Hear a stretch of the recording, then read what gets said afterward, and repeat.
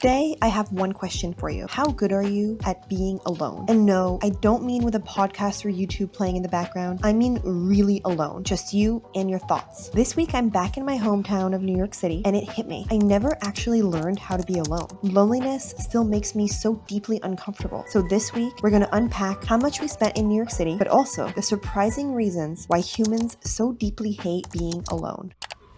Mondays in New York City are always off to a fast start, with every square inch of Manhattan awake and ready for the week ahead. This pace has always kept me on my toes over the last 10 years of my career. I've been lucky enough to work at 3 different tech companies, from their early stages all the way to over $90 billion at their IPOs. It's a gorgeous day. I'm gonna grab some coffee with one of my childhood friends before heading to the office. Today at the office we have our team dinner, and we also have a company-wide meeting to just review all of the financials and to review how the company is doing overall. So that's always fun. They always go all out with food, and they have a whole spread all the time for this. And so I always look forward to that, because who doesn't want free food?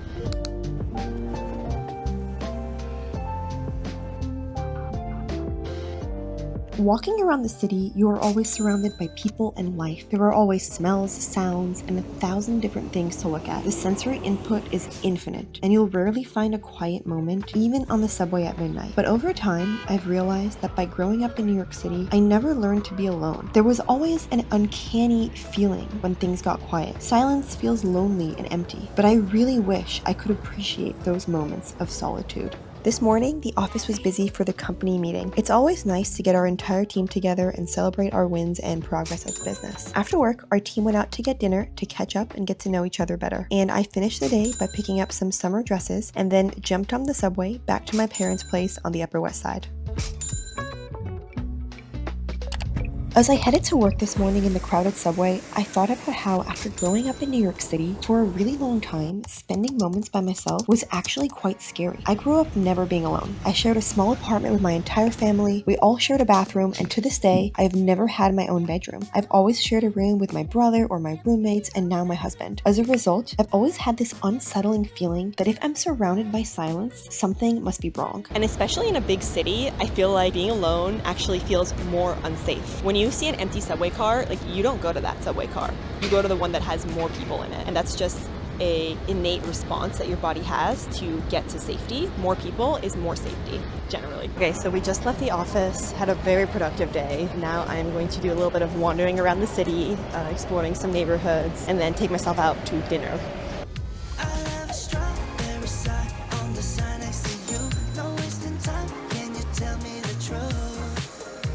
In the spirit of talking about being alone, I got off the train a stop early to probably the craziest, loudest, most crowded place in all of the United States. This is a place I avoided like the plague as a kid and growing up, and you've probably already guessed where we're going.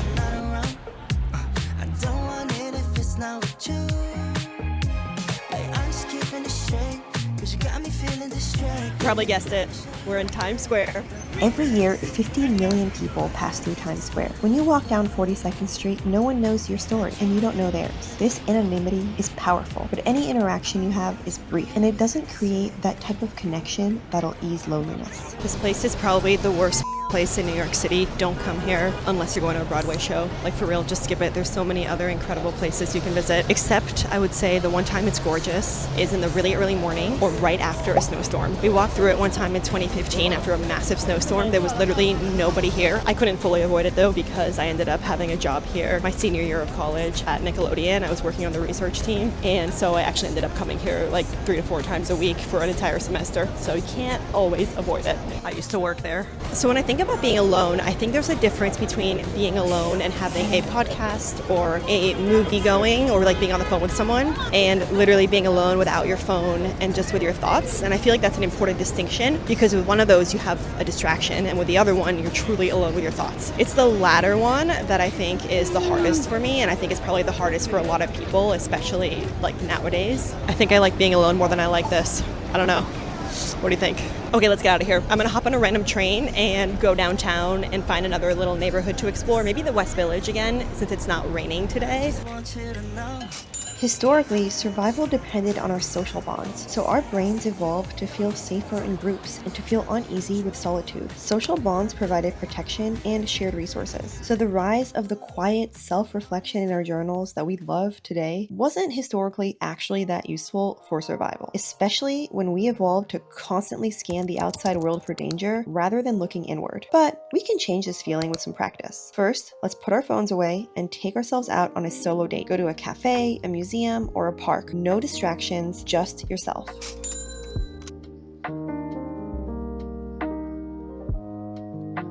Tonight, for the first time in 32 years, I decided to take myself out to dinner, alone, at a nice restaurant. Turns out, you can't make a reservation for one, but I was able to find a spot at the bar without having to wait for hours. I had dinner alone, and after getting over the initial awkwardness, I actually enjoyed myself. Today is a gloomy and humid day in New York, and as usual, I am off to find a coffee. Maybe I'm addicted to overpriced lattes, or maybe they just make me happy. So that is how I'm going to start my Wednesday before the rain starts. Life is too short to not enjoy the things that make you happy.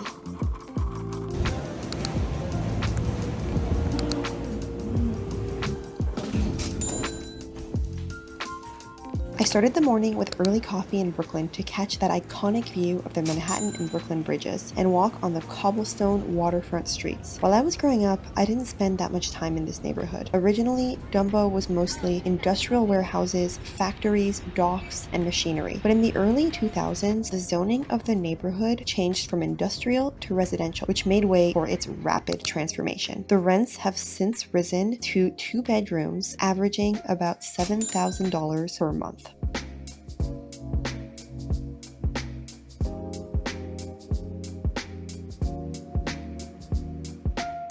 The reason I've been thinking about the act of being alone and the state of being alone this week is because I think this week is the one that I've been the most by myself over the past few years. In fact, as a mom, I'm basically never by myself. Despite not showing my kids or my husband on camera, really, the other 10,000 minutes of my week, I'm with my family.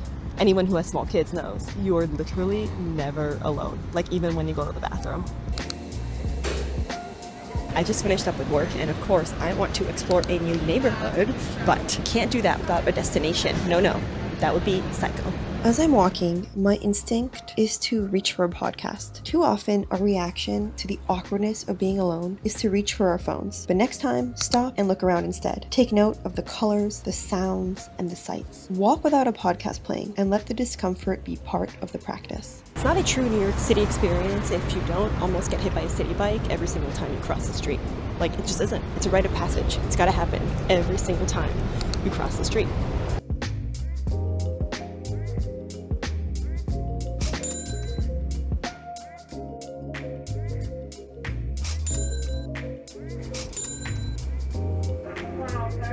Friday was extremely busy, but we ended up our week in New York City with a family dinner to celebrate my daughter's birthday before tomorrow's flight back to San Francisco. The past 4 years with her have gone by way too fast, so we've really been enjoying watching our kids grow.